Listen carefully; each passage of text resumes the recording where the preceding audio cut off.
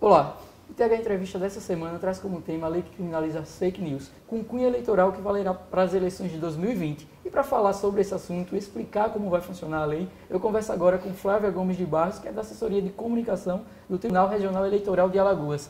Flávia, obrigado por nos receber. Flávia, explica para a gente como vai funcionar essa lei já com cunho eleitoral para 2020. Bom, na verdade, a lei chega para criminalizar efetivamente, essa disseminação das fake news.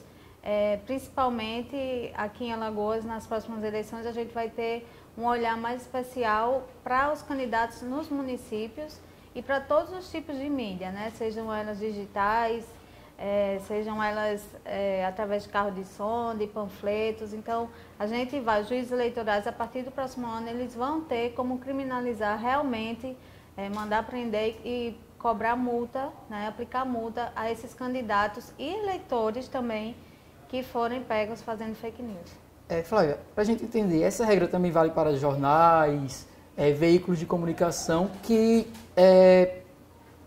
haja de má fé, mesmo sabendo que aquela notícia não é verdadeira e publique. Como funciona nesses casos? Exatamente. A gente já teve, Lucas, inclusive, alguns casos das eleições de 2018, onde a gente aplicou multa, o Tribunal TRE aplicou multa a alguns veículos de comunicação que divulgaram pesquisas falsas. Não foi uma notícia falsa, mas pesquisas que não estavam registradas na Justiça Eleitoral, e eles foram recentemente,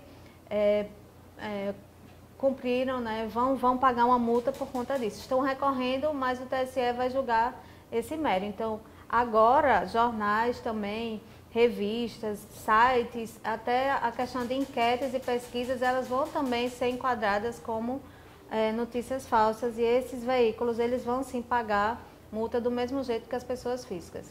Ok. Flávia, comprovado a fake news, a notícia falsa, a punição é multa também para os candidatos e o eleitor? Isso. A lei, ela amplia, o horizonte das fake news. A gente está fazendo muitas campanhas na Justiça Eleitoral para que o eleitor, para aquele cidadão comum, ele tenha mais conhecimento sobre essa disseminação de notícias falsas. O que a gente está combatendo, na verdade, é a desinformação. Pessoas que têm interesse escuso em publicar e disseminar a desinformação. O que a gente quer, Lucas, na verdade, é que essas pessoas saibam que a partir de agora, nas próximas eleições, elas vão ser presas, vão pagar multa e elas vão ter que responder processos a partir do momento que ela compartilhar a notícia falsa. Então, esse eleitor e esse candidato, ele vai ter que ter um cuidado redobrado, porque ele vai sim, no momento que ele compartilhar, mesmo que ele não tenha conhecimento, ele vai tentar justificar, mas aí a orientação é que a gente leia, que a gente cheque várias vezes antes de disseminar a notícia em qualquer meio. Uma fake news, ela pode desvirtuar o resultado de uma eleição, por exemplo? Com certeza. A gente, ano passado, 2018, eleição presidencial, a gente teve uma avalanche de fake news, especialmente no primeiro turno, que durante o processo de segundo turno a gente comprovou que eram completamente falsas. Eleitores que usaram principalmente aplicativos de mensagem para disseminar áudios e vídeos com conteúdo falso. Alguns deles movidos até pela ignorância, porque foram induzidos àquilo e, infelizmente, foram responsabilizados e respondem criminalmente na Justiça Eleitoral.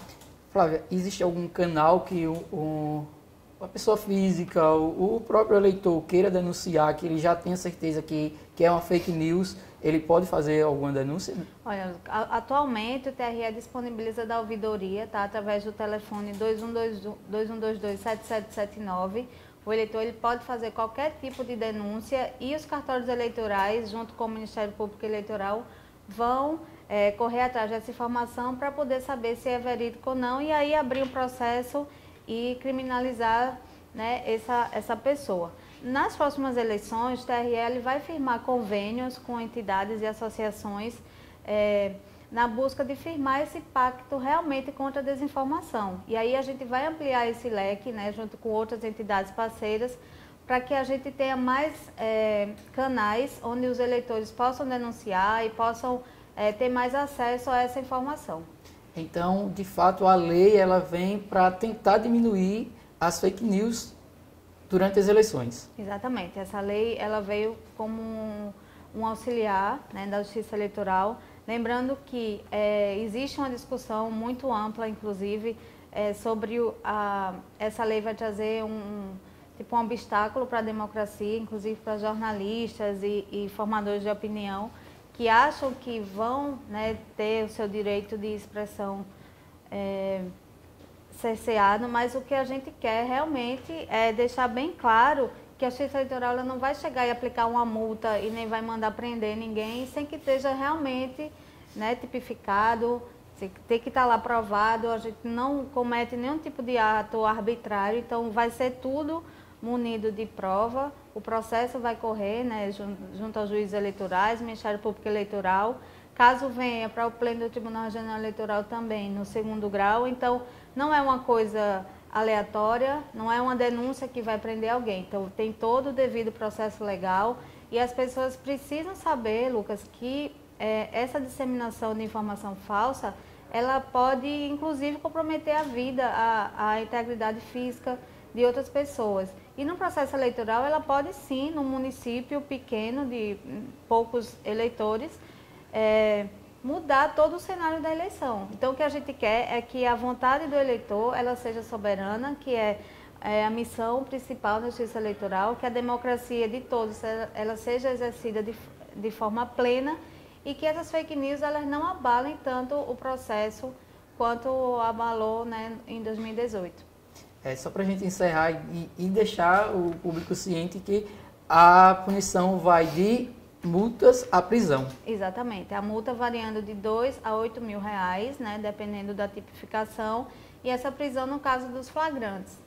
Lembrando que a Justiça Eleitoral sempre trabalha em parceria com a Polícia Federal e com as polícias civil e militar, nessa parte mais cibernética, né, na parte de inteligência, e mais diretamente no combate, junto com o Ministério Público, né, na parte de eleição diretamente, mas antes mesmo do processo eleitoral começar, a gente já está fazendo uma espécie de varredura nas redes sociais, inclusive com os aspectos da propaganda eleitoral antecipada, né? Então, isso aí a Justiça Eleitoral já está de olho e tudo que for de fake news e que for de desinformação, a gente orienta para que os eleitores entrem em contato através da ouvidoria ou automaticamente no cartório eleitoral do seu município.